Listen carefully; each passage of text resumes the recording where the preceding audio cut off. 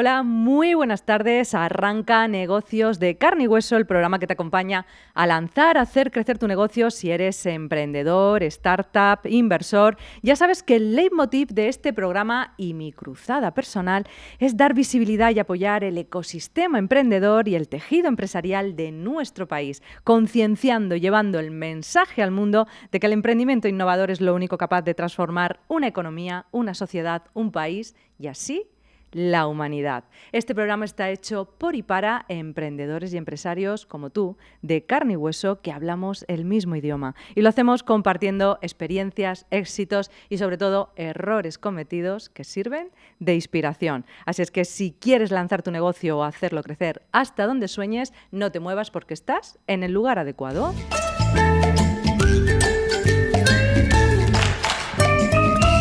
Hoy, en el Día Mundial del Emprendimiento, salimos de nuevo de los estudios de Radio Intereconomía para estar más cerca de ti, de tus necesidades, en busca de las iniciativas más innovadoras de nuestro país. Emitiendo desde un espacio único en plena glorieta de Bilbao, en el corazón de Madrid, desde Il Coworking, el nuevo coworking boutique en Madrid con legal services incluidos, nos reunimos hoy para celebrar el espíritu emprendedor global, pero también para abordar un desafío que se ha intensificado desde 2023 y que sigue marcando la pauta en este año 2024. Te hablo de la conquista del interés y la inversión de los fondos de Venture Capital. Y es que en los últimos años hemos sido testigos de un mercado cada vez más saturado, con una explosión de startups luchando por un espacio en un escenario financiero cada vez más selectivo. Las estadísticas muestran que solo un pequeño porcentaje de startups consiguen pasar de la fase de PMV a la de financiación efectiva, sobre todo ya en fases de expansión, crecimiento o growth. Esta realidad supone un enorme desafío para emprendedores que, aún con ideas brillantes y equipos robustos, no logran destacar en el radar de los inversores. El panorama es aún más complejo debido a las fluctuaciones económicas, tecnológicas, que han ajustado las expectativas y las estrategias de inversión de los fondos de Venture Capital. Los inversores buscan ahora no solo innovación y potencial de mercado, sino también una adaptabilidad y resiliencia probadas frente a incertidumbres globales. En nuestro programa de hoy no solo diagnosticaremos estos desafíos, sino que también ofreceremos soluciones concretas y estrategias efectivas. Con la ayuda de nuestros expertos y testimonios reales, exploraremos las tendencias actuales, las expectativas de los inversores y las técnicas más efectivas para captar su atención y recursos en este 2024. Queremos proporcionar a cada oyente, ya seas un emprendedor en ciernes o un veterano del negocio, las herramientas y el conocimiento necesarios para ser el elegido por los fondos de Venture Capital en este 2024.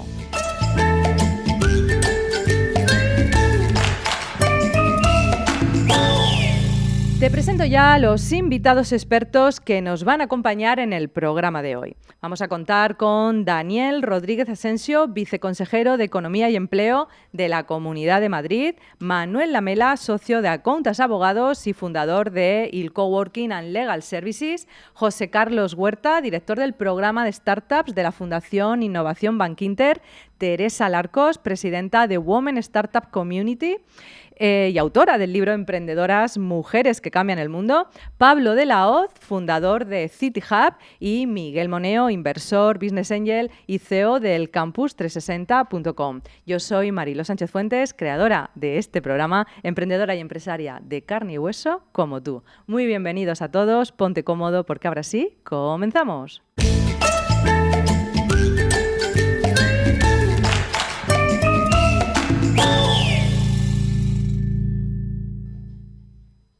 Pues nos ponemos ya en contexto, vamos a ponernos en situación, empezando haciendo balance del 2023. Y es que pues, en 2023 se produjo un descenso tanto del volumen como del número de rondas de inversión de startups en España, comparado con 2022 y 2021. El principal motivo ha sido la abrupta caída en las mega rondas que habitualmente lideran los inversores internacionales. También hay puntos positivos, como el hecho de que las rondas en early stage, en esas fases tempranas, hayan sufrido un descenso mucho menor que el de las mega rondas, o que la inversión doméstica haya crecido gracias, entre otros, a los fondos levantados en los últimos años y que todavía están desplegando. Son datos del informe anual del Observatorio de Startups de la Fundación Innovación Bankinter. Saludamos a su responsable y director del programa de Startups, José Carlos Huerta. Muy buenas, José Carlos, ¿qué tal? Muy buenas, un placer estar aquí contigo, Mariló. Muchísimas gracias por la invitación. Pues encantada de que nos pongas en contexto sobre este tema que hemos elegido hoy, porque, oye, ser el elegido de los Venture Capital, el sueño que todo emprendedor busca, ¿verdad, José Carlos? Totalmente, totalmente. Es algo complicado, pero bueno, como muy bien has apuntado, venimos de un par de años de descenso. Llegamos al año de pico en la inversión en 2021, donde se captaron 4.300 millones de euros de financiación en startups en España. 2022 fue un año ya de caída, se redujo un 20% hasta los 3.400 millones, y este 2023 hemos vuelto a ver una caída hasta los 2.300 millones, un 32% de caída. Si me preguntas cuáles son los motivos, pues los motivos para esta caída principalmente es que ha descendido la inversión de fondos extranjeros. Esto lo hemos visto por dos partes. Por un lado, en la parte de rondas de inversión en las que únicamente participaban fondos extranjeros, que han caído en prácticamente 850 millones, es una caída relevante, un 38% respecto al año anterior. Y en las rondas mixtas, estas rondas en las que participan los fondos nacionales junto con fondos internacionales, que han caído también un 44%, perdón. El contrapunto de toda esta situación es que los inversores nacionales en cierta parte han suplido esta caída, porque han incrementado las inversiones en 580 millones, un 31%. ¿Y qué hay detrás? Porque al final Tienes todos estos datos en la cabeza. Yo tengo aquí mi chuleta del informe con un montón de cuadritos, pero veo que no me hace falta sacarlos porque los llevas todos en la cabeza. Totalmente. Al final, bueno, yo soy la persona que está detrás redactando ese informe y lo tengo todo muy fresco. Pero bueno, a lo que iba, ¿qué hay detrás realmente de estos datos? Pues desde mi punto de vista, esta caída de los inversores internacionales son principalmente debido a dos motivos. El primero es la subida de los tipos de interés. Veníamos de más de 10 años con tipos de interés en el terreno negativo o en el 0%, y hemos visto que desde mediados del 2022 han empezado a subir, situándose en el 5,5% en Estados Unidos, 4,5% en Europa. Esto ha producido que haya flujos de capital que se mueven hacia otro tipo de activos que antes no ofrecían una rentabilidad siquiera, y ahora ofrecen una rentabilidad atractiva. Y por otro lado, la guerra. Tenemos guerra en Europa con la guerra de Ucrania, tenemos en el Oriente Medio con la guerra de Israel, y el dinero al final huye de los conflictos y huye de los potenciales peligros o potenciales riesgos. Bueno, tenemos unos cuantos números en la cabeza. Lleváis además desde el 2019 en este observatorio Bankinter, pues analizando esta evolución de todo lo que está pasando dentro del ecosistema. José Carlos, ¿qué destacarías de la evolución de estos años, pero sobre todo mirando al 2024, estamos en abril, qué tendencias y qué va a pasar a partir de ahora? ¿Qué se estima que pueda pasar? Hagamos ese resumen de evolución y hacia dónde creemos que vamos a ir. Bueno, lo primero que habría que decir es que si miramos la tendencia desde que nosotros estamos traqueando o estamos registrando datos, que es desde 2018, la tendencia sigue siendo positiva, porque 2018, 2019 y 2020 estaban en torno a los 1.000 millones de euros captados en España, un poquito por encima. Estamos muy por encima de esa cifra, prácticamente la doblamos el año pasado, y este año seguramente también nos quedaremos por encima. Pero sin embargo no vemos que la tendencia, por lo menos a corto plazo, de descenso que hemos visto en el 22 y en el 23 vaya a corregir. Como puntos positivos o que nos puedan decir que realmente esa tendencia pueda cambiar en algún momento, pues para mí hay dos factores, que además los has comentado tú al principio. El primero sería que desde 2021 se han comunicado fondos que se están levantando de Venture Capital en España, han comunicado una cifra total objetivo de 3.700 millones. Eso es una cifra muy positiva porque ese dinero tiene que ser desplegado en el ecosistema, tiene que invertirse en las startups, ¿no?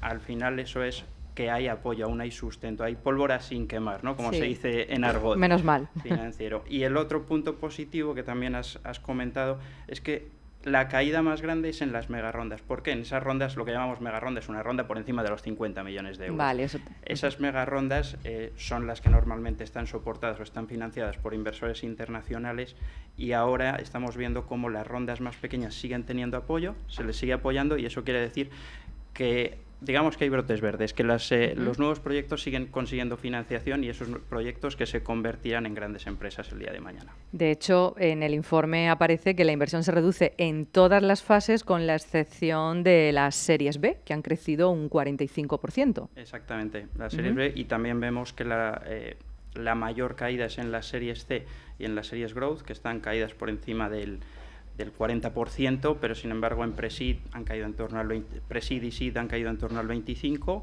y si nos vamos a las series A es menos del 10%, o sea que en las etapas iniciales sigue habiendo apoyo. Sigue habiendo apoyo, entonces seguimos teniendo en España ese vacío entre qué importes y qué importes. Es más difícil conseguir ronda en España, financiación en España.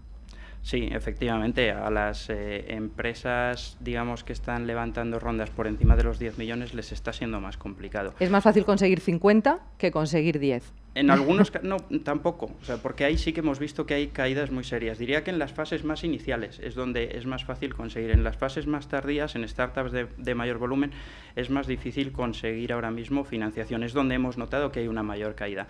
También es cierto que son empresas ya con un tamaño y una estructura que en muchos casos les permite optar por la vía de la financiación tradicional, la financiación bancaria, y no tienen por qué ir a buscar otras vías de financiación, y les permite ser más resilientes. Y en cuanto a sectores, ¿cuáles han sido los de mayor volumen de inversión? Pues mira, por sectores, el sector que ha captado un mayor volumen de inversión en 2023 ha sido movilidad y logística, que ha captado 435 millones de euros, seguido de Big Data y Análisis, que creo recordar que ha captado 414 millones de euros. Y tengo aquí quiero chuleta, hacer una marca, porque este está un poco sesgado por la mayor operación que hubo el año pasado, que es la operación de Denodo, una operación en la que un fondo estadounidense que se llama TPG invirtió 336 millones en una startup que, si bien es de origen coruñés, a día de hoy tiene la sede fiscal en San Francisco. Entonces, bueno, pues prácticamente el 80% de esa línea, ¿no?, de Big Data y Análisis pertenece a una única operación. Y después, como tercer sector, con cerca de los 280 millones, estaría el sector FinTech e Insurtech. FinTech con 44 operaciones, y la que más operaciones en cantidad, en número de operaciones, es el siguiente sector, que es Health and Wellbeing. Sí, sí, que históricamente pues son los tres sectores, quitando, o sea, Mobility and Logistics, FinTech, Insurtech y Health and Wellbeing, suelen ser los tres que están en las primeras posiciones. Este año se nos ha colado Big Data por el tema de esta operación de Denodo que he mencionado. Bueno, tenemos ahí el ranking de los 10 sectores favoritos de los inversores: Mobility, Big Data, FinTech, Health, Travel, Business and Productivity, que yo creo que es como un comodín, que sí, incluir todo. Casos. Luego, EdTech, Classified Directory, esta no sé qué es. Ahí, por ejemplo, podríamos incluir a Wallapop. Son anuncios clasificados, podrían ser. O un Idealista podría incluso también encajar ahí, aunque también podría ir en PropTech. En PropTech. Luego energía y luego software. Serían los 10 sectores en los que los VC de momento han invertido en 2023. Vamos a contar de cara a esa tendencia, esos datos que nos hacen ser optimistas de cara al 2024. Danos una clave. De cara al 2024, yo creo que vamos a ver cómo poco a poco se va recuperando la inversión y vamos a ver cómo los sectores que históricamente han sido los que más inversión han recibido van a seguir acaparando esa inversión por parte de los Venture Capital y yo creo que se va a reactivar de aquí a final de año. Sí. Bueno, es muy positivo, se van a reactivar de aquí a final de año, según el observatorio de la Fundación Innovación Bankinter. Y bueno, en concreto, José Carlos, en la Fundación tenéis un programa de apoyo a las startups, ¿verdad? Cuéntanos un poquito qué líneas y qué pueden encontrar las startups ahí. Efectivamente, dentro del programa Startups de la Fundación, bueno, la Fundación tiene por objetivo promover la creación de riqueza sostenible a través de la innovación y el emprendimiento. ¡Qué gran labor! Totalmente. Para eso tenemos varios programas. Tenemos el mayor think tank de innovación de España. Tenemos un programa donde apoyamos a los alumnos en universidades que se llama Academia. Después tenemos el programa Startups con 3 iniciativas. Por un lado está el observatorio, que ya lo hemos mencionado mucho. Tenemos otra iniciativa conjunta con Wayra y Endeavor para ayudar a las startups que están en el camino de convertirse en scale-ups, en unas startups de mayor tamaño, a recorrer ese camino y a ver qué retos se van a enfrentar en el futuro. Y después tenemos un programa de Venture Capital, que es un programa conjunto entre la Fundación Innovación Bankinter y Bankinter Capital Riesgo, donde invertimos en startups con los fondos del banco. Quien acaba siendo un socio es Bankinter S.A. ¿Vale? Y aquí tratamos de invertir en modelos innovadores, disruptivos, con un claro componente tecnológico y que creemos serán las grandes empresas del mañana. En cualquier sector, agnósticos. Somos agnósticos y es cierto que muchas veces, obviamente porque venimos de un banco, nos encasillan con FinTech, Insurtech, pero no, somos agnósticos al modelo al sector, al modelo de negocio, B2B o B2C, y invertimos en fases iniciales porque creemos que es donde realmente podemos apoyar más, en Series Seed y Series A. Bueno, pues muchas gracias por empezar este programa poniéndonos en contexto. Bueno, no te he preguntado, ¿es el Día Mundial del Emprendimiento? ¿Estamos de celebración o no? Yo creo que sí, siempre hay que estar de celebración si hay alguien que se anime a emprender un proyecto. Desde luego que sí, y desde aquí estamos rescatando almas emprendedoras y subiéndolas al carro del emprendimiento, como no puede ser de otra manera. Como te decía José Carlos, vamos a seguir luego hablando contigo, pero vamos a saludar a nuestro siguiente invitado, y es que sin duda las políticas económicas y fiscales juegan un papel determinante en la creación de un entorno favorable para que emprendedores, startups e inversores pues capten ese interés. En ese sentido, la Comunidad de Madrid aumenta su atractivo internacional para la inversión con un alto volumen de exits y un número creciente de inversores interesados en invertir en startups, ojo, alcanzando la 6ª posición en Europa por su atractivo para las inversiones internacionales, y es top 3 en el ámbito del capital riesgo. En estos años, desde luego, se ha demostrado que el ecosistema emprendedor español ha experimentado una madurez que no se podría explicar sin la aportación de la Comunidad de Madrid.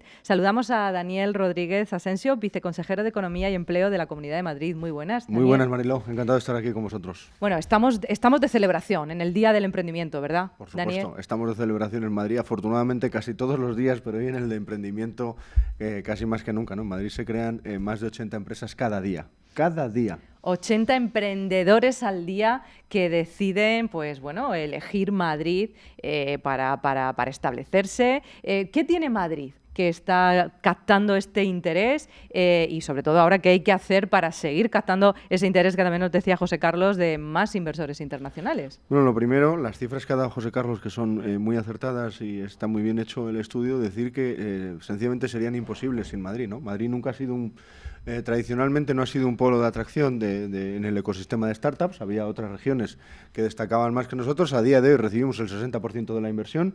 Somos la primera región española por número de startups y la cuarta de toda Europa, y Madrid se está convirtiendo pues en un polo de atracción de gente innovadora y de gente que quiere emprender, ¿no?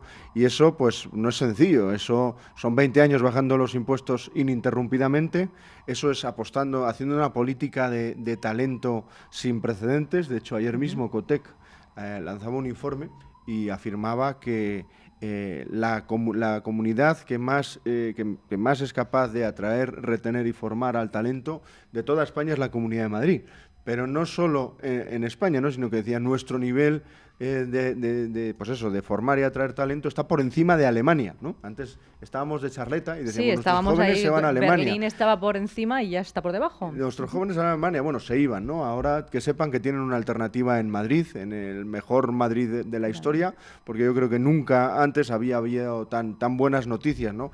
¿Y cómo lo estamos haciendo? Nosotros desde el gobierno regional no lo estamos haciendo, ni yo, ni mi jefa, ni Rocío, ni la presidenta, ni el gobierno. Lo están haciendo todos esos emprendedores que hacen ese ecosistema del que hablaba, que se levantan todos los días con ganas de mejorar sus vidas, con ganas de mejorar Madrid, con esa sana ambición que es prosperar, ¿no? Que parece que ahora está mal decirlo, ¿no? Prosperar es bueno, es positivo. Es bueno. Y nosotros desde el gobierno regional lo único que hacemos es ayudarles. Como sabéis, tenemos una dirección general dedicadas a autónomos y emprendimiento que reciben todo tipo de asesorías. Desde el gobierno regional también fomentamos ese ecosistema, startup, que el hecho de que la Fundación Bankinter esté aquí no es casual. Tenemos un evento que es el South Summit, que va a ser del 5 al 7 de junio del 2024, pues que detrás está la Comunidad de Madrid. Estamos creando el mayor, digamos, ecosistema emprendedor de Europa a través de Patio. Estamos impulsando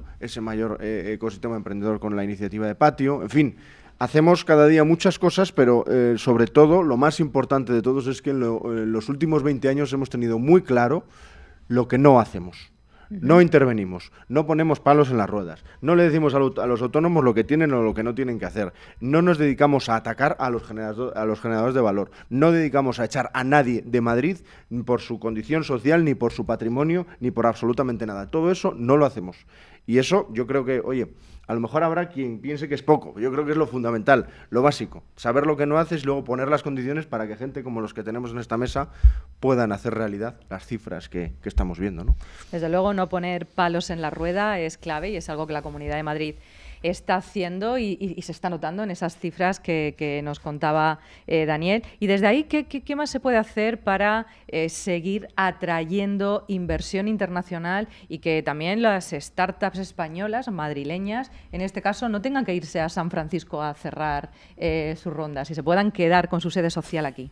Bueno, yo soy político, ¿no? Lo primero que tengo que decir es que para que venga gente tiene que salir Pedro Sánchez de Moncloa, pero bueno, aparte de eso, que eso es más a largo plazo, ¿no? Pero, joder, digamos, desde la Comunidad de Madrid, como sabéis, estamos haciendo un ejercicio muy importante de internacionalización con la oficina de Invest in Madrid, que es esa ventanilla única que inversores de todo tipo, en startups o digamos en empresas de cualquier sector, vienen y son bienvenidos como se merecen en la Comunidad de Madrid. Nuestra presidenta, yo creo que es la presidenta regional que más está saliendo al extranjero, desde la Consejería de Economía, Hacienda y Empleo, por supuesto, también estamos allá donde se nos necesita. La directora general de Autónomos y Emprendimiento se fue con South Summit a Londres, la consejera también tiene una agenda internacional muy importante y estamos, yo creo, donde hay que estar. Decíamos, ya hemos creado ese polo, ya somos ese polo de atracción en el ecosistema emprendedor. Bien, no hay que conformarse, no hay que decir, oh, qué bien, fíjate, me pones la medalla, no hay que seguir adelante. Ahora la clave está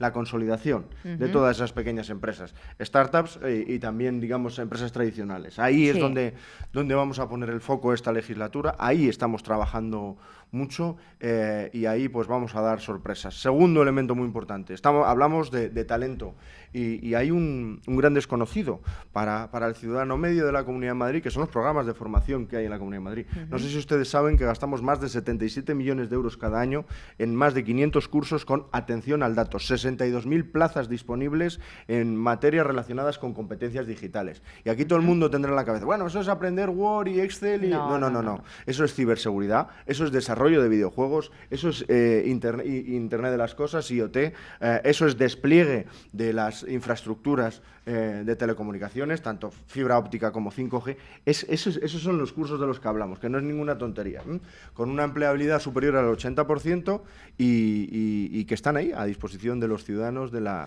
la Comunidad de Madrid. Así que vamos a trabajar también la pata de formación muy intensamente en los sectores que consideramos que son clave y que también tiene que ver con la innovación, ¿no? Materia de digitalización, sector biofarma, sector aeroespacial y defensa, que ahora, como sabéis, es estratégico. Vamos a hacer cosas en esos sectores, cosas digamos, con cirugía, pero que funcione. ¿Esos serían los sectores más estratégicos para la Comunidad de Madrid, Daniel? Sí, nosotros hemos hecho un ejercicio de tratar de ver por dónde va a ir la Comunidad de Madrid y hemos definido 8 sectores. Y a mí siempre me gusta decir que esto no es una visión extractiva, es decir, no significa que por definir 8 sectores vamos a eliminar al resto, ¿no? Porque ya sabéis aquel famoso chiste, ¿no? Felipe González hizo un comité de expertos, de verdad, expertos en la materia, no como los que hay ahora, y en su momento afirmaron que el sector textil estaba muerto y no tenía futuro. Hoy Inditex es una de la empresa más importante de nuestro país. Bien, pues nosotros como Comunidad de Madrid no tenemos ninguna capacidad para decir dónde va a estar la Comunidad de Madrid dentro de 20 años. Eso lo hacen los empresarios madrileños. Pero bueno, sí que pensamos que merece la pena poner esfuerzos, pues, por ejemplo, en la Silver Economy. Hay que aprovechar este proceso de maduración de la sociedad. Sector aeroespacial y defensa, como ya he dicho, sector biofarma, el sector de la movilidad, los centros de datos. Madrid se está convirtiendo en el gran hub del de centros de datos del sur de Europa. Tenemos peticiones por valor de 4 gigavatios, que no megavatios, lo cual es una barbaridad, que ya sabéis que ahí hay un proceso con el Gobierno de España, bueno, para que dé cobertura a través de la electricidad, porque la energía es un fenómeno fundamental. En fin, que hay una serie de sectores que efectivamente están identificados y que vamos a trabajar muy intensamente con ellos. Ya sabéis que la presidenta se puso como objetivo lograr el pleno empleo gracias a la digitalización. Estamos en camino, tenemos una tasa de paro del 9,7%, es verdad que es muy alta, pero España, digamos, tiene unos condicionantes por los cuales, pues bueno, yo creo que el pleno empleo está en torno al 7-8%, que es algo que ha defendido a la consejera y, como he dicho, estamos sobre todo muy cerca de las empresas para saber lo que necesitan y lo que les podemos ofrecer. Bueno, pues estamos contentos de que la Comunidad de Madrid apoye y sigan, pues en lugar de 80 empresas al día, sean muchísimas más. Tenemos ese objetivo y ese reto. Yo, ya que te tengo aquí, pues aprovecho para decirte pues eso, que lo que necesita el ecosistema, sin lugar a dudas, es mucha más difusión, mucha más visibilidad. Se conoce poco todas estas cifras que pasan, ni siquiera el tejido empresarial conoce estas cifras que maneja el ecosistema emprendedor. Muchas veces también está todo incluido en la Comunidad de Madrid, autónomos, emprendimiento, startup. Está muy bien tenerlo en una única dirección general, pero requieren temáticas o tienen necesidades diferentes. Yo creo que hay que tenerlas en cuenta y nos encanta estar en el South Summit, por supuesto, estaremos ahí dando cuenta de todo lo que pasa de Madrid al mundo, pero hay más cosas además del South Summit y también tenemos que apoyarlas desde la Comunidad de Madrid. Daniel, te tiro el guante. Sobre todo lo que requiere el ecosistema emprendedor, permíteme que insistas que no se le ponga palos en la rueda. Totalmente. El escalón de los 50 empleados, la cantidad de trabas que se están poniendo al crecimiento empresarial, la cantidad de planes de igualdad, de LGTBIQ+, de poner la iluminación, es una verdadera barbaridad para una persona que está empezando, ¿no? Cuando dicen, he subido el SMI un 50% y lo dicen tan alegremente, bueno, pues es que a lo mejor estás llevándote por delante. Es verdad que las empresas innovadoras no tanto, pero un pequeño comercio de aquí, del centro, probablemente sí, te lo estás llevando. Entonces, sobre todo, no ponerles trabas y luego, por supuesto, desde la Comunidad de Madrid, pues vamos a estar impulsando y ayudando todo lo que sea necesario porque creemos que para seguir siendo esa región líder, ese lugar donde las cosas ocurren, es necesario el Gobierno de la Comunidad de Madrid. Hay un elemento muy importante que subyace a todo, ¿no? Y es esas ganas que se ven en Madrid, esa capacidad, esa gente que te ve y te cuenta proyectos y te propone alianzas y quiere tirar para adelante. Y eso es lo que no podemos matar bajo ningún perjuicio y bajo ningún concepto. Eso es lo que algunos quieren matar y acabar con ello, y justo eso es lo que tenemos que defender. Pues ahí estamos en el Día Mundial del Emprendimiento, la Comunidad de Madrid apoyando, y yo desde aquí volviendo a pedir difusión, visibilidad del ecosistema, apoyada por supuesto por el foco del emprendimiento innovador que tiene que ser la Comunidad de Madrid. Muchísimas gracias, Daniel.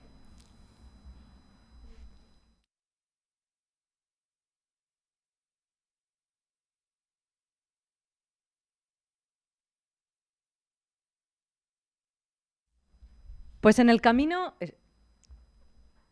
de la financiación y de despertar el interés de los Venture Capital, de los VCs, no podemos olvidarnos de contar con un sólido asesoramiento legal y jurídico, no solo para asegurar la financiación inicial, sino para establecer las bases de una empresa sostenible y exitosa. Saludamos ya a Manuel Lamela, socio de Accountas Abogados, con una profunda especialización en Derecho Empresarial y con un enfoque particular en el asesoramiento legal y financiero para startups y emprendedores que buscan captar fondos de Venture Capital. Manuel Lamela es también el fundador de este acogedor y práctico espacio Il Coworking, desde donde estamos emitiendo este programa especial de hoy, un coworking boutique con la particularidad que ofrece todos los servicios legales y jurídicos que necesites en tu proyecto. Muy buenas, Manuel. Muy buenos días, Mariló, y buenos días a todos. Y primero, darte las gracias a ti y al programa de Negocios de Carne y Hueso pues, por habernos permitido recogeros en nuestra humilde casa y por compartir una mesa de lujo como la que casi siempre montas siempre, pero en este caso yo creo que es decir, con mayor reconocimiento, que para nosotros es un honor. Bueno, pues gracias a ti por acogernos y por presentarnos este espacio que bueno, además queremos que nos cuentes un poquito más antes de meternos en materia, ya que estamos aquí, merece unos minutos especiales. ¿Por qué decidís crear este Il Coworking and Legal Services? Bueno, quizás podría decir que para los que me conocen, porque nunca lo que no sé es no hacer nada, ¿no? Y siempre tengo que estar haciendo algo.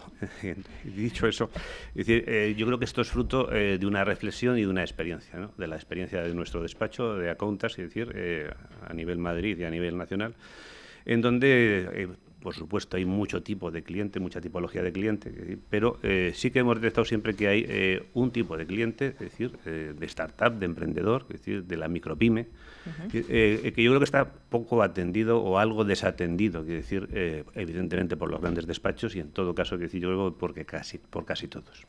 Y yo creo que hay una necesidad, y nosotros desde Accountas, es decir, hemos creado una división específica para este tipo de cliente, que no se adapta, que decir, a casi nada, es decir, del cliente convencional. Muy específicas. Y llegamos a la conclusión de que también era necesario que pudiesen tener un sitio de trabajo, un centro de coworking, un centro también, evidentemente, de intercambio de ideas, de conocimientos, un lugar de referencia en donde poder acudir, es decir, también para conocer otros proyectos y colaborar y poder participar en otros proyectos, y desde luego que se les pueda ofrecer pues aquellos servicios que a veces se ofrecen en gestorías, que otras veces se ofrecen en despachos, pero que para alguien que empieza lo que suelen ser es una carga económica importante, porque tienen que resolver lo que es una carga legal, que es el cumplimiento de las obligaciones que hay que cumplir sí o sí cuando emprendes un negocio, ¿no? Y esa es la razón de haber creado el coworking, y esa es la razón de que hayamos decidido ayudar también a este tipo de profesionales y empresarios, es decir, con este servicio adicional. Bueno, pues este espacio que debe ser ese punto de encuentro pues para emprendedores, startups, que están buscando además esos servicios adicionales o que pueden recibir también esos servicios adicionales legales, jurídicos que puedan necesitar en cualquiera de las fases del proyecto. Ojo, y todo a un precio súper competitivo. A esa realidad. Adaptado a esa realidad, hay que decirlo también. Digo, un traje a la medida del cliente. Claro, que aunque estemos en plena glorieta de Bilbao, en pleno barrio de Chamberí, pero no, todo muy adaptado a las necesidades de este tipo de cliente. Pues gracias, Manuel, por haber creado este espacio y por habernos abierto tu casa. Desde luego, yo creo que, no sé si coincides conmigo, que muchas startups pasan por alto la importancia del asesoramiento legal en las etapas iniciales, ¿verdad? Sin duda, es decir, yo siempre digo que esa situación que es real lo que produce después son problemas serios y a veces, quiero decir, graves o muy graves, ¿no? A veces el que empieza quiere ahorrar, lógicamente, es decir, yo creo que el que empieza lo que tiene que invertir en el desarrollo de negocio, que para eso empieza, lógicamente, tiene que minimizar los costes, quiero decir, de mantenimiento, es decir, y lógicamente de asesoramiento, pero yo creo que una cosa es minimizarlos y otra cosa es suprimirlos, ¿no? Es decir, yo creo que eso es un gravísimo error. Es decir, el asesoramiento legal, el jurídico, quiero decir, el apoyo, quiero decir, de alguien que conoce, quiero decir, un mundo tan complejo, quiero decir, desde el punto de vista administrativo y legal, es decir, como es el de las administraciones públicas y el de la financiación, yo creo que es esencial. Hay que considerarlo que es un socio estratégico del negocio, y esa es nuestra voluntad, ¿no? Es decir, convertirnos en socios estratégicos y necesarios de ese que empieza esa actividad o ese negocio. Yo creo que lo otro es un error, porque cuando viene el problema a veces es difícil de resolver. Vamos a poner en contexto qué tipo de problemas, porque además en tu experiencia habrás visto de todo. ¿Cuáles son esos riesgos legales, financieros, más comunes que enfrentan las startups si no tienen en cuenta ese tipo de asesoramiento desde el principio? Me vas a permitir que, siguiendo algo que se ha dicho antes, yo creo que el primer riesgo legal es la legislación vigente, ¿no? Que cada vez es más complicada. Vale. Lo que pasa es que, por desgracia, eso no depende de nosotros, que eso depende del gobierno, en este caso de España en su vivir mayoría. Con ello. Y por lo tanto, quiero decir, eso es de entrada una cortapisa. Yo suelo decir que son palitos en la rueda, es decir, que a veces te lleva como empresario a la extenuación y a tirar la toalla, ¿no? Pero eso es lo que no hay que permitir. Es decir, yo creo que hay administraciones que lo están haciendo muy bien, como la de Madrid, y hay que ayudar, hay que apoyar, es decir, y hay que permitir que esos proyectos innovadores y emprendedores salgan adelante. Esas son las amenazas externas contra las que no podemos... Hay que cumplirla, sí o sí, es decir, te guste o no te guste, es decir, mientras se cambia o no se cambia, es decir, esto es lo que hay, ¿no? Y como es lo que hay, pues hay que buscar asesoramiento para llevarla ese cumplimiento de la mejor manera posible, es decir, o de la más sencilla, es decir, para no tener problemas que después a veces se ignoran que pueden darse, quiero decir, en momentos muy complicados, y sobre todo de lo que aquí estamos hablando, es decir, cuando buscas inversores, es decir, aquí se ha dicho ya, es decir, el dinero es temeroso. Es decir, la gente no regala el dinero, lo invierte. Es decir, que es un concepto que no es lo mismo. Es decir, y una inversión no es una subvención, que tampoco es lo mismo, porque es decir, el que empieza mezcla los conceptos. Sí. Y el que invierte, es decir, necesita seguridad. Necesita seguridad de país, ya hemos hablado de cómo estamos, es decir, seguridad regional también, es decir, pero necesita seguridad jurídica. Y esa seguridad jurídica solo se tiene si cuenta con el apoyo legal necesario de asesoramiento, es decir, para, insisto, llevarlo de la mejor manera posible y cumplir con lo que hay que cumplir. Bueno, pues hay que tener todo eso en cuenta, detectar qué debilidades, porque las amenazas, como decíamos, están ahí, pues bueno, a nivel fiscal, a nivel esos palitos en la rueda, pero tenemos que identificar nuestras debilidades y una de ellas puede ser no estar bien. La propia estructura. La propia estructura empresarial puede ser una debilidad, el propio modelo de gestión puede ser una debilidad, el propio modelo de gestión financiera puede ser una debilidad. Es decir, el propio negocio jurídico, que se construye para canalizar la inversión, es decir, no puede ser una debilidad, perdona que lo diga al revés, decir, porque si lo es, el problema es enorme, decir, para el que recibe los fondos y para el que los entrega, es decir, para el fondo de financiación, y eso, es decir, pues hay que trabajarlo, es decir, hay que hacerlo atractivo al inversor. Eso también tiene que ser atractivo al inversor, no solo el modelo de negocio o cuál es el objetivo empresarial, no. Es decir, tiene que ser atractivo al inversor la estructura mercantil que tú tienes, la estructura jurídica que tú tienes, y también, decir, la capacidad de tener un modelo fiscal, si me permites, que sea del menor costo posible, es decir, porque también hay evidentemente modelos de optimización fiscal que hay que aplicar, ¿no? Claro, y luego también la parte de cuando llega el momento de la negociación con ese fondo o con esos inversores, el contar con un asesoramiento legal es absolutamente necesario, ni contar con haber tenido sin duda un pacto de socios desde el minuto 0,0.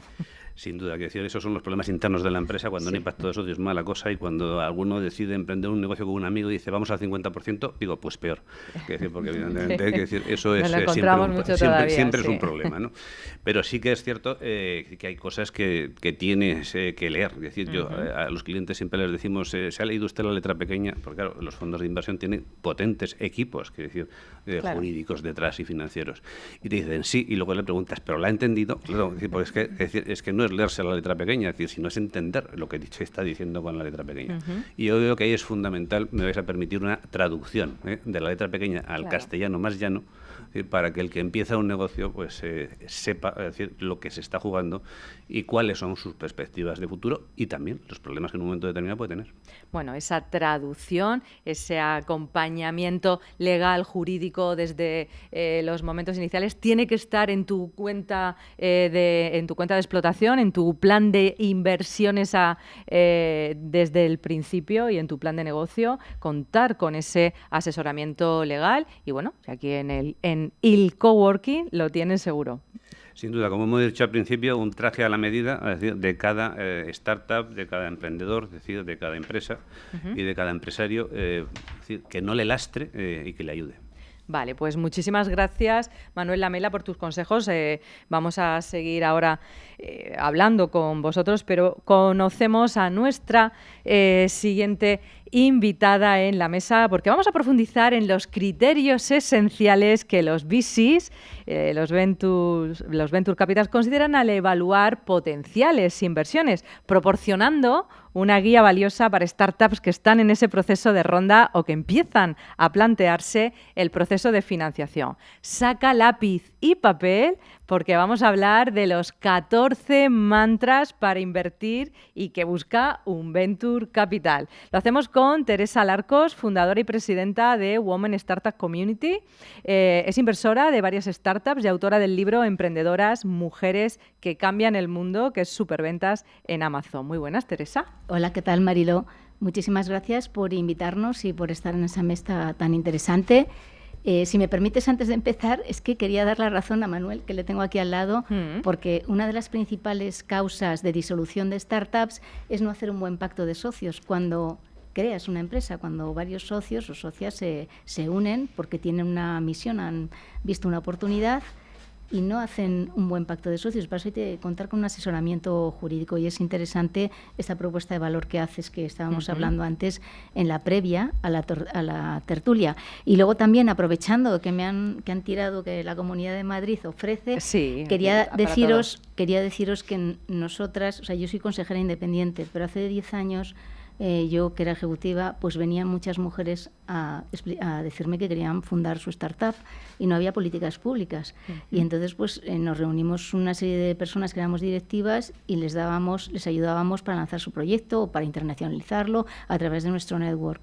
Ahora hay muchas iniciativas, gracias a Dios, y bueno, lo que quería comentar es que nosotras tenemos 4 líneas de actuación, que son, una primera, tenemos el South Summit de mujeres, que es Inspiring Women Leaders in the Digital Era, que vienen 1.500 personas de 22 países y bueno, pues tenemos unimos hombres y mujeres, pero básicamente damos principalmente visibilidad a proyectos disruptores femeninos, de mujeres, inversoras. ¿Y por qué? Pues porque somos menos, porque nos conocen menos y queremos dar, porque la economía la conformamos hombres y mujeres y tenemos que trabajar juntos. Sí. Y vosotros sois los que, el mayor testigo y digamos, expansionar la voz en todos los ecosistemas y en todos los foros, sois vosotros, ¿no? Y luego tenemos, en eso estamos, Teresa, pero nos cuesta mucho haciéndolo solos. Sí, bueno, y tenemos una segunda actuación que es el observatorio, que lo podéis bajar gratuitamente, que acabamos de presentarlo en Málaga, con el Ayuntamiento de Málaga. Lo hemos presentado también aquí en Madrid, la previa edición. De alguna forma queremos rondar todas las comunidades autónomas para que todo el mundo se impregne, ¿no?, de esta cultura que es emprender, ¿no? Claro. Y bueno, la cultura startup, la cultura emprendimiento tiene que calar realmente en la sociedad. Eso es lo que nos va a convertir en una nación realmente de emprendedores, pero tiene que calar ahí abajo. Por eso es muy importante mostrar caminos. No todo el mundo tiene que ser emprendedor, pero sí, si alguien tiene ese gusanillo, que sepa que hay caminos, que hay muchísimas instituciones que promueven el emprendimiento y que pueden tomar ese camino y que ya hay pioneras y pioneros que lo están realizando, ¿no? Y luego una tercera, unos premios que damos en la Real Academia de Ingeniería y de Ciencias de Medicina sobre los ODS de Naciones Unidas, proyectos disruptores de menos de 3 años, para incrementar el pipeline, para que haya más gente que se anime y dar a conocer proyectos que son desconocidos, que es lo más difícil, ¿no? Y ponerles en contacto con estos inversores, inversoras que tanto queremos. Y finalmente damos becas. Ya no digo más, pero sí que quería decirlo porque es muy importante que sepan las mujeres que también tienen un foro y también los hombres. O sea, que quiero decir que cada vez vienen más. Sí. Que nosotras no excluimos, nosotras no excluimos. Lo que pasa que es una industria que inicialmente ha sido, digamos, impulsada. Ingeniería, una profesión tradicionalmente ejercida por hombres, lo que no significa que ahora hay mujeres y de alguna forma las pioneras están haciendo una gran labor y nosotras de alguna forma dando difusión con nuestras horas libres. Pues ahí esa labor, gracias Teresa por compartirla con los oyentes. Sí. Seguimos porque además estamos con todas las iniciativas del Día del Emprendimiento, todo suma, pero vamos a meternos en esos 14 mantras, como no nos da tiempo a pasar uno por uno, te voy preguntando algunas cosas, ¿no? Porque desde luego uno de ellos es la capacidad de liderazgo, seguro, uno de los primeros aspectos que los VCs tienen en cuenta. ¿Qué características tiene que tener un líder para ser el elegido de un Venture Capital? Lo más importante, y acabamos de conocernos, es la persona, el equipo. Tú y yo nos conocemos hace mucho. Sí, por eso bueno, pues es el equipo. Sí. Cuán complementario es, qué capacidad de resiliencia tiene, las distintas habilidades que tenga, porque desde el proyecto que inicias hasta que realmente funciona, pivotas mucho esa capacidad de cambiar, porque al final es algo que has creado tú y te cuesta mucho, pero si esto va a funcionar, tienes que ser capaz de adaptarlo a la idiosincrasia, al momento de mercado, a las necesidades de la empresa, la solución que te va a dar con ese camino. De hecho, en el estudio que hicimos, la mayor parte de 400 startups, pensad que un 25% había emprendido más de 3 veces. Es decir, que hasta que ha dado en la diana, se la ha pegado 3 veces. Es decir, poco me parece, pero como mínimo que hayas tenido que pasar 3 veces, equivocarte 3 veces, claro, para que tu siguiente startup o tu siguiente proyecto, ya no quiero hablar de startup, sea un éxito. Ahí recordamos también los datos que ha subido la edad media de los emprendedores exitosos.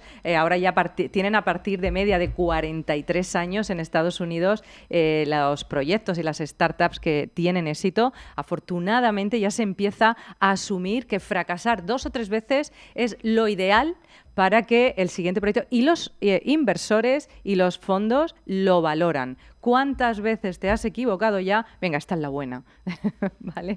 O sea que es muy importante. Es muy importante que tenerlo en cuenta y sobre todo también, oye, hay que recordar que si te has equivocado 1, 2 veces, 3, no pasa nada. Sigues ahí con esa determinación que esta va a ser la buena. Bueno, hablábamos del líder, la importancia del equipo, todos sabemos la importancia del equipo, pero también lo difícil que es tener un equipo. ¿Qué le podemos decir a un líder para que crea, que tiene que crear un equipo interesante para un fondo? ¿Qué tiene que hacer? Pues que sea complementario, porque, por ejemplo, hay una persona que idea, que lidera y a lo mejor no sabe de tecnología, pues tendrá que buscarse su complemento, ¿no?, para tenerlo en el equipo.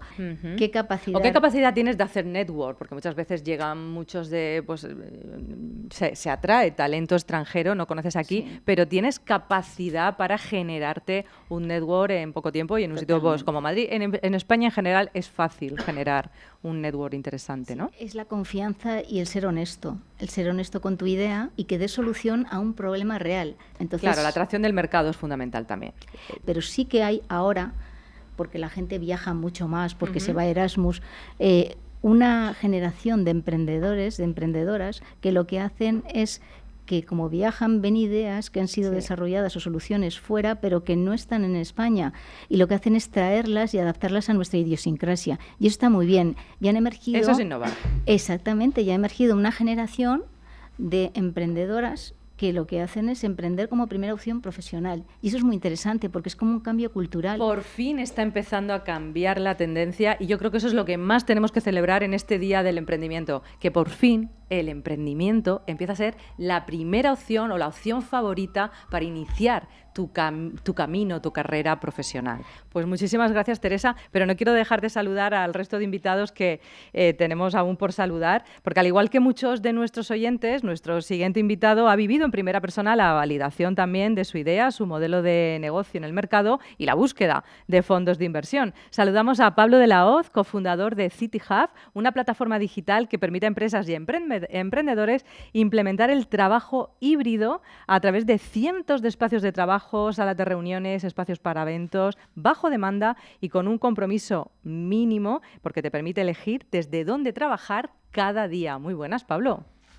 Buenos días, muchas gracias por la invitación y gracias por reunir una mesa tan variada donde se están tocando tantos puntos y a mí por la oportunidad de formular el discurso un poco por lo que hemos venido escuchando de tantos puntos de vista, ¿no? Entonces, muchas gracias por la invitación. Gracias a ti, Pablo. Bueno, cuéntanos qué es City Hub para empezar y ahora vemos cómo ha sido tu camino también en ese sentido. City Hub, sí, yo siempre digo que es bonito de contar, pero también muy difícil. porque hemos cambiado mucho durante el proceso, ¿no? Lo que proponemos es que hay una alternativa diferente a cómo se estructura la forma de trabajar. Entonces, un profesional ahora debería tener la capacidad de trabajar desde diferentes lugares. Puede ser la oficina, puede ser la casa, puede ser un tercer espacio, como aquí en el coworking, que vaya ligado a una propuesta de flexibilidad y conciliación de su propia organización. Y de esta manera también ahorrar en costes de inmobiliario para las propias organizaciones y tener una propuesta de empleado diferencial para su talento, ¿no? Bueno, qué interesante la mezcla. Has hablado de ahorrar costes, fundamental, flexibilidad, tanto para el empleador como para el empleado. ¿Cómo lo hacéis? ¿Cómo funciona? Ahí está la parte compleja, ¿no? de llevarlo a cabo. Antes de comentar sobre esto, simplemente un apunte de una cosa que habéis dicho antes. Lo que los emprendedores necesitamos es certidumbre. Y desgraciadamente todos los días nos encontramos con más palos en las ruedas, ¿no? más elementos. Muchas veces uno de los elementos que más se vincula a la flexibilidad es el teletrabajo. El teletrabajo no es per se uno de los elementos fundamentales de la flexibilidad, es una variable más, ¿no? Entonces, para que os hagáis una idea, desde el momento que salió la ley del teletrabajo fue el mayor palo en la rueda hacia una política de flexibilidad y conciliación que se podía otorgar en el ecosistema. Entonces, lo que los emprendedores necesitamos, en general la sociedad, es tener certidumbre, porque ya hay demasiada incertidumbre en el mercado y eso es nuestro día a día, pero entonces las instituciones públicas deberían ayudarnos en ese elemento de certidumbre y ayudarnos a gestionar las expectativas de otra manera, ¿no? Entonces, perdona el contexto que he querido darle, pero llevarlo a cabo es difícil, ¿no? Llevar a cabo esta variable es difícil, pero es que estamos ahora mismo en un contexto donde la incertidumbre se está produciendo en cómo gestiono mi oficina. Las corporaciones tienen un problema de qué tipo de modelo tengo que implementar para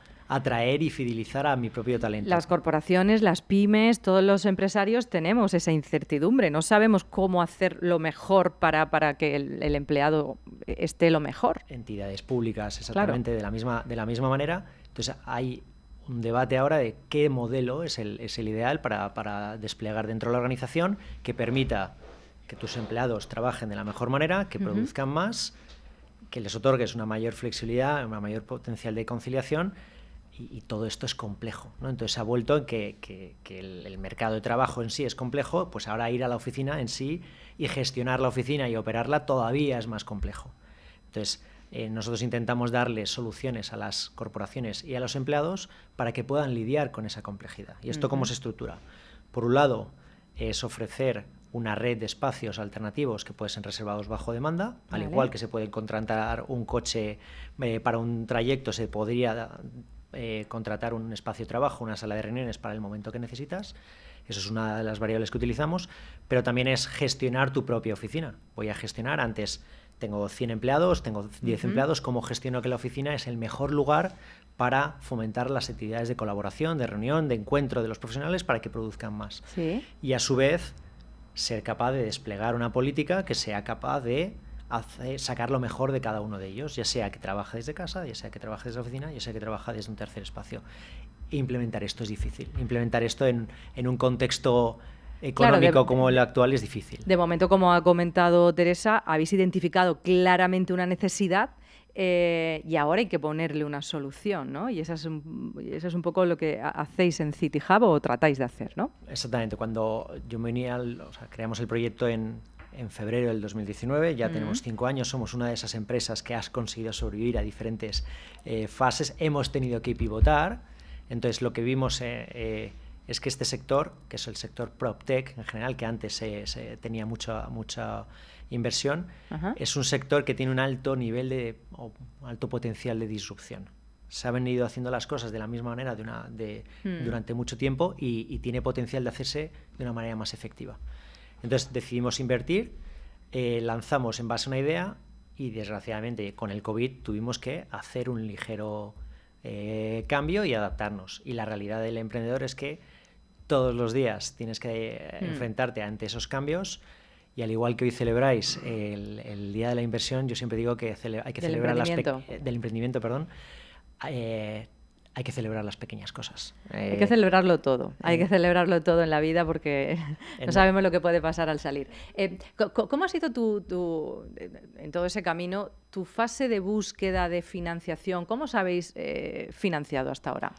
Nosotros tuvimos suerte que nacimos desde lo que se llama un Corporate Venture Builder, que nos ayudó a tener todos los mimbres, todos los parámetros adecuados para poder lanzar el proyecto desde el inicio. Entonces, esa fase de acompañamiento y de estructura y de tener las piezas adecuadas fue gracias a ellos, ¿no? Entonces, ahí nos permitió tener un pacto de socios adecuado, claro, hacer una validación de la idea, poder encontrar el equipo adecuado y donde creo que los VCs más también se buscan es: este equipo es capaz de ejecutar esta idea de la manera más apropiada, en el tiempo adecuado, con el mínimo uso de los recursos, etcétera, ¿no? Entonces, nosotros a través del Venture Builder nos ayudó a salir, empezar a testar, empezar a ver si la idea que teníamos en la cabeza tenía sentido, y lo que hemos ido haciendo con el tiempo es incorporar nuevos desarrollos, incorporar nuevas bondades y ver que el mercado que nosotros inicialmente teníamos en la cabeza es muchísimo mayor que el que pensábamos. Qué bien. Y aquí la cuestión es el timing. Si estamos en el lugar adecuado, en el momento adecuado, en el mercado adecuado, que ahí es la complejidad. Para mí, de todas las claves de que un proyecto sea viable, factible o invertible, lo más difícil de identificar es el timing, si estamos en el momento adecuado. Y normalmente los que somos muy emprendedores y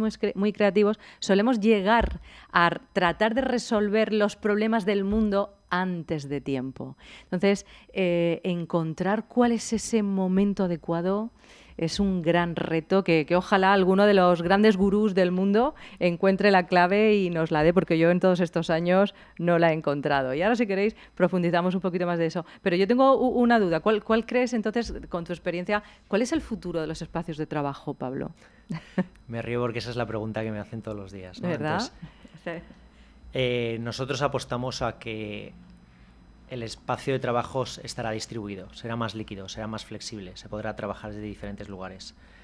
Lo que no tiene sentido es el modelo actual, donde tú tienes una oficina que está infrautilizada el 50% la mayor parte del tiempo y un 70% varios días. Entonces, una tasa de ocupación de una oficina de un lunes, un viernes del 10-15% no es sostenible. No es sostenible. Que un pico de trabajo un martes, un miércoles, un jueves llegue al 70-75% no tiene sentido. Entonces, eso no es sostenible. Entonces, tendrá que haber un gran cambio, y si ponemos el ejemplo de una ciudad como Madrid, donde existe un problema habitacional, debería existir un cambio en ese sentido, pero que no son fenómenos que se toman de una legislatura a otra ni en periodos cortos, pero debería existir un cambio y deberíamos tener un uso más eficiente del espacio de oficinas actual y poder tener diferentes alternativas. Nosotros buscamos eso, que aquellos espacios que sean susceptibles de ser reservados bajo demanda se pongan a disposición de los empleados de nuestras corporaciones. En ese sentido, nosotros colaboramos con el coworking para hacer que este espacio sea reservable por los clientes de las corporaciones con las cuales nosotros tenemos. Qué interesante. Bueno, un guante más que lanzamos aquí a Daniel, viceconsejero de la Comunidad de Madrid. Ya llevas unos cuantos, ¿has tomado nota? Yo lo tengo todo en la cabeza, por supuesto. Ah, vale. Allá donde voy me van poniendo deberes. Los vas ahí acumulando. Bueno, pues vamos a seguir recogiendo claves de nuestros expertos para que puedas convertirte en el elegido por los VCs este año. Saludamos ya a nuestro siguiente invitado, Miguel Moneo, inversor, business angel, experto en mercados financieros y en financiación de startups y CEO del Campus360.com, el aglutinador de financiadores para startups y pymes, y que siempre nos trae una píldora de financiación. Hola, Miguel Moneo. Buenos días, Mariló. Bueno, lo primero que queremos saber, tú llevas muchas invertidas, tienes mucha experiencia en financiación de startups. Cuéntanos ¿cuáles son los pasos previos que hay que dar para ser el elegido de los VCs, de los Venture? La primera pregunta de todas es si es el momento de ser elegido de los VCs. Vale. Porque muchos Miguel siempre nos hace emprendedores, pensar. sí, muchos emprendedores piensan que tengo que conseguir un fondo que me invierta. Y realmente eso no es lo que tienen que conseguir. Muchos emprendedores tienen que conseguir primero unos business angels que se adecúen más a su momento. Tienen que pedir unas financiaciones públicas blandas, unos créditos de NISA, unas subvenciones locales de las comunidades autónomas en las que trabajan. Tienen que concentrarse en vender un poco más antes de ir a un VC. Entonces, vender un poco más o un mucho más. Sí, bueno, no tiene por qué. No hay por qué vender un número vertical. específico. Lo que tienes que saber es si realmente estás en el momento de que sea un VC el que te invierta. Porque el VC te va a ayudar, te va a catapultar hacia arriba, pero vas a firmar, como ha explicado Manuel, un montón de documentación en unos nuevos pactos de socios que te pueden condicionar toda la vida. Entonces, en el momento en que tú llegues al VC, tienes que estar lo suficientemente guapa o guapo para que realmente te inviertan. Es que igual no te interesa, si no. Claro. Entonces, lo primero que tenemos que ser conscientes es si es el momento adecuado para mí para ponerme delante de los VCs. Claro. De hecho, nosotros siempre lo decimos en el campus. Lo importante es tener una hoja de ruta de financiación clara. Saber lo que te conviene en cada momento. Cada empresa es absolutamente distinta. Cada sector es diferencial. Entonces, tienes que saber si la combinación idónea para ti incluye un VC o no lo incluye. Si realmente incluye un VC, ¿qué tipo de VC necesito? ¿Uno local o uno de los millones que hay por el mundo? Porque nosotros trabajamos con 20.000 fondos de venture por el mundo, perfectamente tematizados por países, por continentes, por sectores. Y entonces, igual si necesito un VC, igual tengo que buscar el tipo de VCs que me van a poner dinero y al precio que me interesa. Esto es que si yo miro entre 20, el precio es distinto que si miro entre 20.000. Entonces, estos son datos que hay que preguntarnos antes de dar ese paso. Fundamental, esa hoja de ruta completa de combinación de distintos financiadores según el momento en el que estás, que es la especialidad además del campus360.com. Claro, es que muchas veces pensamos, tengo que buscar y levantar 1,5 millones o 2 millones, y muchas veces tenemos aquí al CEDETI, por ejemplo, que puedes hacer operaciones por tamaño, tienes una serie de subvenciones en comunidades autónomas donde puedes crecer, y estamos ignorando que realmente igual no necesitamos ese 1,5 millones. Es que igual con la tercera parte ya te vale. Y te estás diluyendo menos. ¿Acaso necesitas un VC o lo necesitas todo lo que pensabas? Por eso digo que muchas veces tiramos de oídas a lo que ya nos han dicho que hay que hacer. Y realmente lo que hay que hacer es sentarse y ver esa combinación real, si es la correcta o no. Y luego hay un tema también muy importante, que de algo que ha dicho Manuel y que es exactamente igual en la financiación. Manuel Lamela nos contaba que es muy importante tener un asesor legal, jurídico, para ser el traductor, ¿no? Con los fondos y esa letra pequeña, ¿verdad, Manuel? Con la financiación es lo mismo. Hay que hablar el idioma de tu financiador. Tienes que aprender idiomas. Absolutamente. Más que aprender idiomas, que yo creo que no hay que aprender tantos idiomas, tienes que, como bien dice Manuel, rodearte de gente que ya sabe esos idiomas, que sabe interpretarlo y que te va a ayudar a presentar tus financiaciones en los distintos ámbitos. No tiene nada que ver. Bueno, un traductor al final. Claro, pero tú no tienes que aprender ese idioma. Claro. Tú lo que tienes que hacer es hacer crecer tu negocio. Es que muchas veces perdemos el rumbo. Hay que hacer crecer tu negocio y tienes luego que subcontratar las tareas en las que no eres experto. Tareas jurídicas, tareas de financiación. Tú no le puedes hablar igual a un VC en una ronda donde estás pidiendo 3 millones de euros que cuando vas a presentar un proyecto a CEDETI con los mismos 3 millones de euros. Claro. Ni puedes pedir una serie de subvenciones locales o estatales de la misma manera. Ni la documentación que tienes que aportar en un sitio es la misma. Entonces, tienes que tener un traductor específico en cada sitio, exactamente igual que ha explicado Manuel. Igual. Tenemos que tener ese traductor. Y tú que te relacionas tanto con fondos, que estás haciendo rondas pequeñas, medianas, grandes o llevando, ¿qué es lo que más piden los VCs a la hora? ¿Qué es lo primero que se fijan? A ver, para ser invertible, un VC, lo primero que necesitas es que seas condición necesaria, pero no suficiente. Es decir, que tengas tu documentación bien, que el proyecto esté bien explicado, bien aclarado, que tengas un infomemo de 50 páginas perfectamente claro, que tengas todo clarísimo para que te puedan coser a preguntas. A partir de ahí, cuando tú recibes 2.000 o 3.000 decks o infomemos durante el año, evidentemente eres muy restrictivo. De esos 2 o 3.000, pues tendrás que seleccionar 10, 12, 15. No seleccionas más. Entonces, el primer filtro de todo es que tengas la documentación bien hecha, con todos los detalles. Quiero decir, el VC no está para perder el tiempo si tú has hecho el deck mal o si no has puesto todo lo que él necesita saber, porque pasa al siguiente. Claro. Pasa al siguiente. Entonces, lo primero es tener la condición necesaria. Tienes que tener bien armado un proyecto. Y eso no significa hacer un deck en casa con 4 amigos. Eso no es así. porque no funciona. Eso es como presentarse al examen y estudiar el día anterior. Puede ser que alguno lo apruebe, pero la mayoría van a suspender. Vale, con lo cual tener bien clara tienes esa estructura. Claro, tienes que rodearte del asesor adecuado. Si volvemos a lo mismo que ha explicado Manuel, tú no puedes leer la documentación de una financiación y no entender la letra pequeña y no levantar la mano. Por supuesto que tienes que ir con alguien que te ayude a que te diga qué es lo que tienes que hacer y qué es lo que te van a mirar.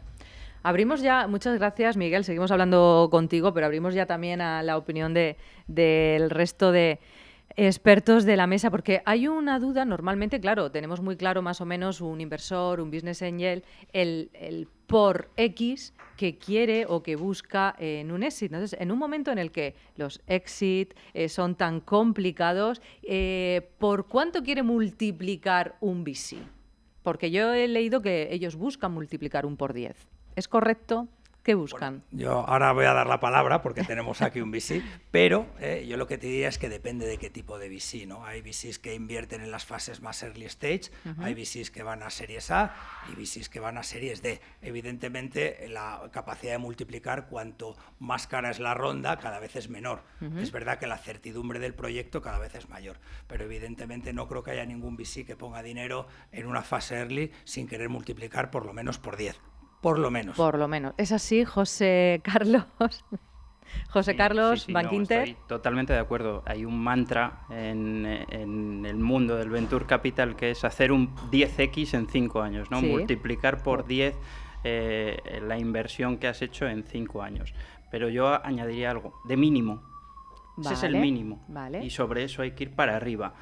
Lo normal, lo que buscan la gran mayoría de los fondos, bueno, pues depende del momento, de la fase de inversión. Si inviertes en fases más tempranas o inviertes en fases más maduras, inviertes en más o menos startups por el peligro que corres, ¿no? Por el riesgo que corres invirtiendo en fases más tempranas, inviertes en más startups.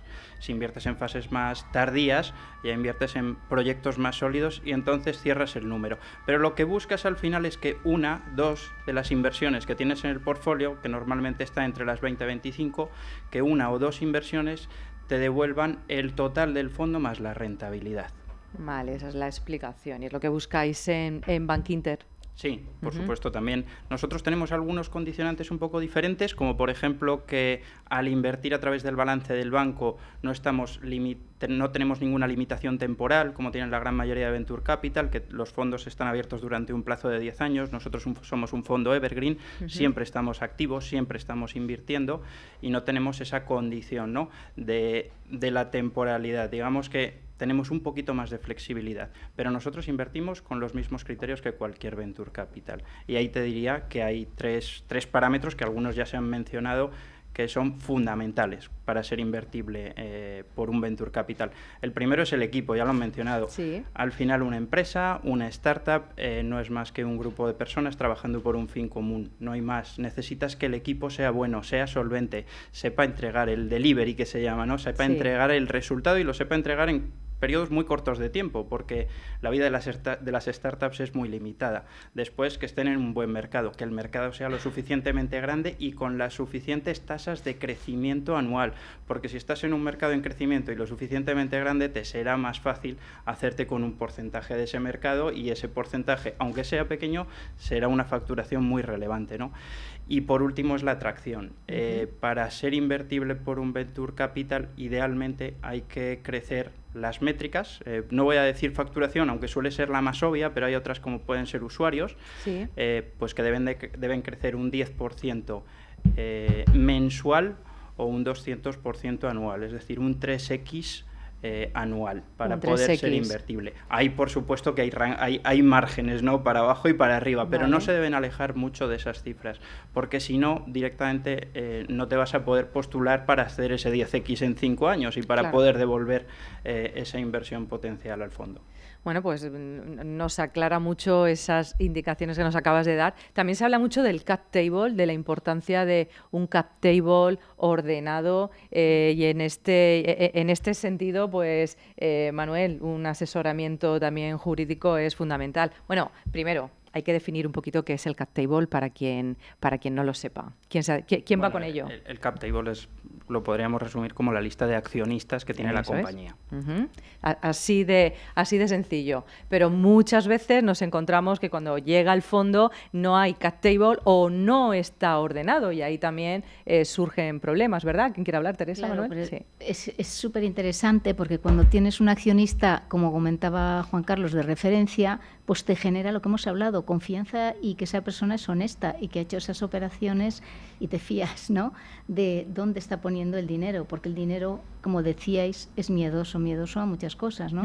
Entonces, quien esté apostando por ese proyecto y por ese equipo es muy importante. Esa es la clave de la hoja de ruta de financiación de la que tanto hablamos en este programa, ¿no? Ir programando las distintas fases de necesidades de financiación que vas a tener en el corto, medio y largo plazo, porque cuando llegas a pedir dinero, cuando ya estás aquí, ya lo necesitas de hoy para mañana, ahí estás vendido.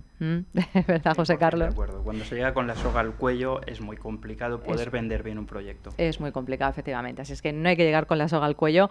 Manuel Lamela, el error más común que te has encontrado cuando te llega un emprendedor, o una startup o un cliente empresarial. ¿Qué es lo que más te encuentras? Sin duda el exceso de confianza, ¿no? Es decir, yo creo que aquí hay que tener la guardia alta y saber que cuando uno se mete en una actividad de este tipo y en un negocio de este tipo y una captación de fondos que no son suyos, sino que son ajenos, es decir, está arriesgando, a veces hasta su propio patrimonio, casi siempre incluso, ¿no? Entonces, yo creo que no hay que ser desconfiado, pero tampoco hay que ser confiado, es decir, hay que confiar en profesionales, para que ese riesgo le tengas cubierto. Problemas va a haberlos, los hay, y el que diga lo contrario se equivoca. Tensiones va a haberlas, quiero decir, situaciones complejas en la gestión de este tipo de negocios con los inversores los hay, pero si hay una política preventiva, voy a utilizar esa terminología, es decir, acertada, bueno, pues esos problemas se resuelven, y los conflictos pasan. Bueno, pues gracias, Manuel Lamela. Daniel, que nos vamos quedando sin tiempo. Después de escuchar toda esta mesa en este día grande del emprendimiento, ese último mensaje a emprendedores del mundo, a inversores del mundo, para venir a la Comunidad de Madrid. Pues yo creo que la ventaja competitiva del inversor en la Comunidad de Madrid es la Comunidad de Madrid. No solo por el gobierno, insisto, sino que nosotros vamos a facilitar y vamos a ayudar en todo lo que podamos, y en el momento en el que algo salga mal, pues vamos a estar ahí. Pero la gran potencia que tiene la Comunidad de Madrid es todos los ponentes que hemos estado en esta mesa, todo el mundo que está ahí fuera en la calle queriendo emprender, queriendo mejorar sus vidas y con esa, insisto, sana ambición de prosperar. Así que el mensaje que les doy es: en la Comunidad de Madrid no sobra nadie, en la Comunidad de Madrid apostamos por el mérito, el que la sigue, la consigue, y aquí es donde las cosas ocurren. Tenemos lo mejor de Estados Unidos, cualquier región estadounidense emprendedora no tiene nada que envidiar. Madrid no tiene nada que envidiarle, y tenemos lo mejor de Europa, así que nada, todo el mundo bienvenido y no perdamos la fe ni el ánimo. No perdamos la fe, no perdamos el ánimo. Muchas gracias, Daniel. Vamos terminando con ese último minuto de oro de cada uno de los invitados. Tiene que ser menos de un minuto, así es que, Pablo, ese último mensaje para acabar y rematar este Día del Emprendimiento y este por qué y cómo ser el elegido de los Venture en este año. Pablo de la Hoz. Muchas gracias. Yo creo que es seguir aportando la ilusión del proyecto, seguir creyendo en el mismo, manteniendo las expectativas adecuadas, sin ese exceso de confianza, ir a las diferentes fuentes de financiación. Hoy hemos mencionado varias, en los VCs no es la única, pero creer mucho en el proyecto, escuchar muchísimo a tus primeros clientes, a tus primeros usuarios, ver cómo eres capaz de evolucionar y pensar que otro mundo, otro modelo es factible y es una cuestión muchas veces de ganas, esfuerzo y un gran soporte familiar en casa en este tipo de casos que necesitas tener la cabeza bien amueblada y la cabeza bien estructurada en casa que te ayude en estas situaciones. Cap table estructurado, plan de negocio estructurado, cabeza estructurada y casa estructurada. Gracias, Pablo de la Hoz. Miguel Moneo. Pues todas las empresas se mueren por la falta de caja, ¿vale? Hay dos cosas que no puedes permitirte: no vender y no obtener financiación para tu proyecto. Si vas a obtener financiación, busca a alguien que te ayude y te enseñe todo el menú que hay. No veas solo el primer plato, ve todo el menú y a partir de ahí decides cuál es el mejor. Gracias, muy útil ese consejo de oro de Miguel Moneo. José Carlos Van Quinter. Bueno, pues yo, como hemos mencionado, es el Día del Emprendimiento, los emprendedores son eternos optimistas y yo quiero mandar un mensaje de optimismo y positivo también para cerrar, ¿no? Y es que pese a todos los datos, en cierta forma negativos que he lanzado al principio, hay que quedarse con que sigue habiendo soporte a las startups en fases iniciales. Eso es un síntoma de madurez del ecosistema, quiere decir que siguen consiguiendo la financiación necesaria para crecer los proyectos y esos serán los grandes proyectos del mañana. Así que sepan que el soporte y el apoyo a las startups permanece ahí por parte de los inversores. Pues un gran consejo, optimismo a tope. Manuel Lamela. Pues yo creo que es muy fácil. El crecimiento económico de un país y de una economía radica esencialmente y más en nuestro tejido productivo en apoyar a los pequeños, a los medianos, a los micropymes y al emprendedor, que es el que genera evidentemente riqueza y estructura económica. Yo creo que a eso hay que dedicarse, a eso pretendemos dedicarnos y queremos dedicarnos, es decir, tanto desde Acuntas como desde el Coworking. Y yo creo que eso es una tarea en la que deberíamos empeñarnos todos, administraciones y sociedad, es decir, pues si queremos tener un país próspero y desarrollado. Gracias, Manuel. Pues llegamos al final de este episodio especial de Negocios de Carne y Hueso en este Día Mundial del Emprendimiento, en esta Semana del Emprendimiento. Te invito a llevar contigo las ideas que hoy hemos recogido, hemos compartido y a recordar que cada paso que das construye el camino del futuro y el camino hacia el éxito. Ser el elegido por un Venture Capital significa más que tener una idea brillante. Requiere preparación, adaptación y un compromiso inquebrantable con tu visión. Como emprendedor tienes el poder de influir, innovar y mejorar el mundo. Un poder y una gran responsabilidad. Mantén siempre la pasión por aprender y mejorar. Y nunca olvides que detrás de cada emprendimiento siempre hay un equipo y un líder dispuesto a darlo todo. Recuerda que puedes volver a escuchar este programa en plataformas digitales, vernos desde YouTube y seguirnos en Spotify y en redes sociales. Esto es Negocios de Carne y Hueso. Soy Marilo Sánchez Fuentes, emprendedora y empresaria de carne y hueso como tú y rescatadora de almas emprendedoras. Gracias por estar ahí.